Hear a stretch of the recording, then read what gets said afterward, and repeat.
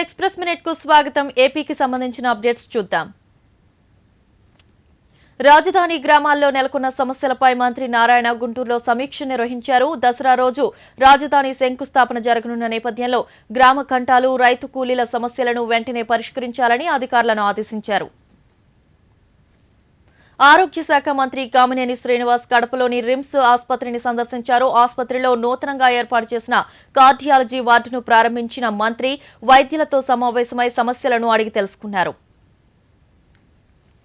రైతు కోసం చంద్రన్న కార్యక్రమం ముగింపు వేడుకలకు విజయవాడలోని ఇందిరాగాంధీ మున్సిపల్ స్టేడియం ముస్తాబవుతోంది.